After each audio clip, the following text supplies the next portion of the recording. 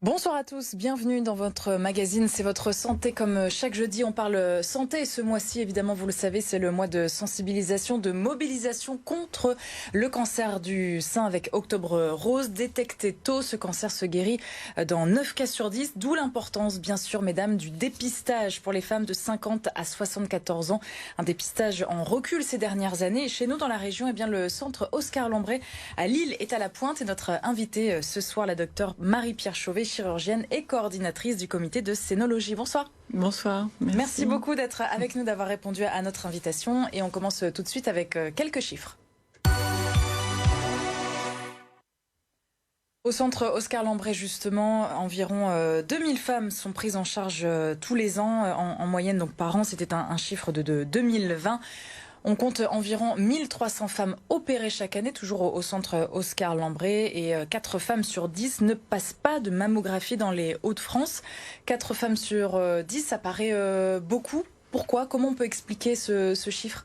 Alors, le taux de participation du dépistage organisé dans notre région est à peu près similaire à la population nationale. On n'est pas une exception par rapport aux autres régions. Il s'explique souvent par une crainte de ce qu'on risque de découvrir. Les femmes ont un peu peur, préfèrent finalement parfois ne pas savoir, ou elles ne se sentent pas suffisamment concernées. Ouais, de la négligence un petit peu aussi? Oui, c'est aussi le fait de penser que ça arrive aux autres et que ça n'arrive pas à soi-même. Et il y a aussi la crainte de l'examen par lui-même qui peut être douloureux parfois chez les femmes qui ont des seins denses.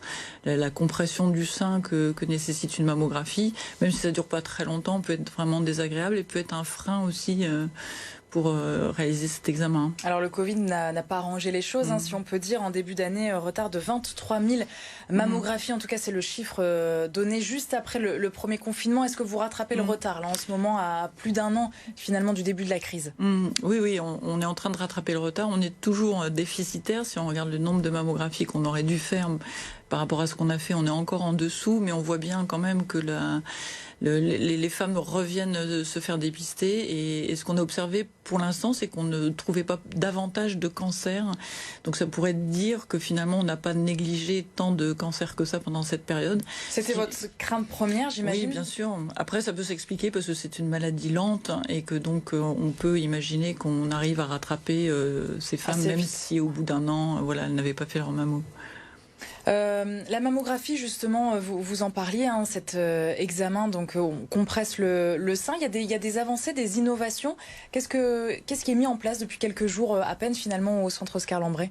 En fait, on s'est muni de 3 nouveaux mammographes qui permettent justement de faire participer les femmes lors de la réalisation de l'examen. C'est-à-dire que ce sont elles-mêmes qui vont gérer la compression du sein et qui vont arrêter de la machine si ça devient vraiment trop douloureux, en collaboration avec les radiologues. Et si l'image est de suffisamment bonne qualité, en fait, on n'est pas obligé de comprimer davantage le sein. Donc nous, on pourrait s'imaginer, on appuie en fait sur la petite télécommande et puis selon notre douleur, on jauge en fait, c'est ça? Vous arrêtez et puis en fait le radiologue vous dit si ça suffit ou pas, et ça a permis de restructurer un peu l'accueil pour ces femmes dans un lieu plus apaisé avec des écrans qui peuvent dériver un peu leur attention pendant l'examen.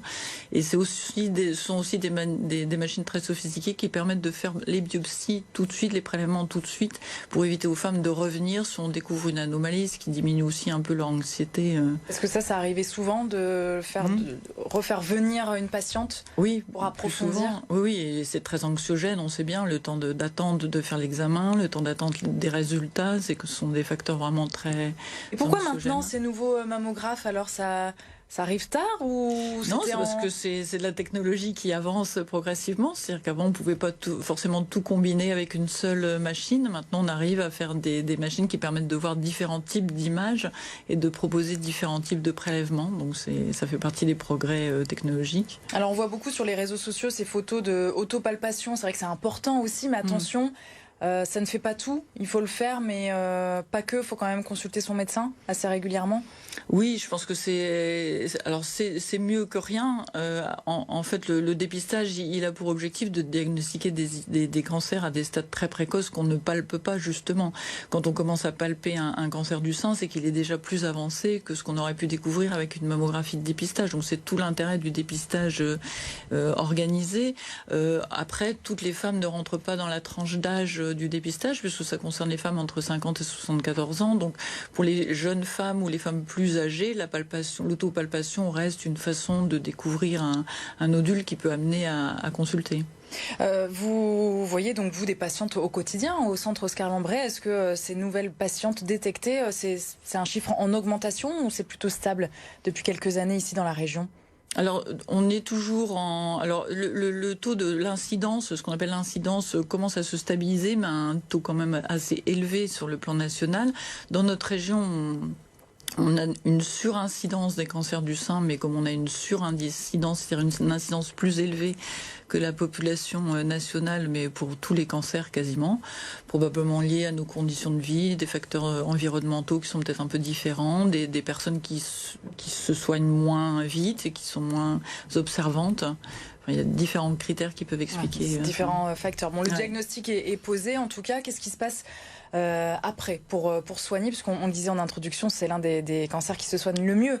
Qu'est-ce qui se passe quand le diagnostic est posé? Alors, qu'est-ce qui se passe? C'est vrai que c'est un des cancers qui se soigne le mieux. Il y a plus de 90% des femmes qui sont toujours en vie bien portantes au-delà de 5 ans. Donc ça veut dire qu'on prend en charge d'abord très tôt grâce au dépistage. Et c'est pour ça qu'il faut encourager vraiment les femmes à répondre aux invitations qui leur sont envoyées.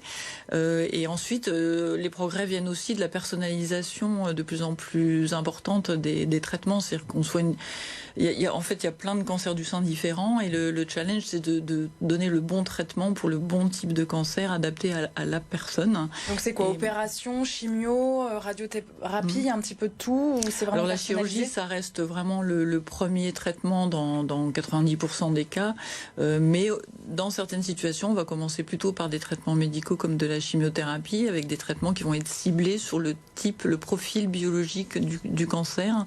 Et maintenant, on commence même à avoir des études qui nous montrent un intérêt sur des patientes qui ont certains profils génétiques personnels, c'est-à-dire des femmes qui ont des prédispositions génétiques, elles peuvent avoir un cancer qui est plus sensible à certains types de traitements aussi. Donc on voit qu'on se dirige vraiment vers des traitements de plus en plus ciblés sur la personne et la tumeur. Donc tout comme pour les machines de mammographe, ça évolue aussi, la science au niveau de la recherche et des traitements. Oui. Ça continue d'évoluer, vous le voyez vous dans ce que vous... Tous les jours, oui.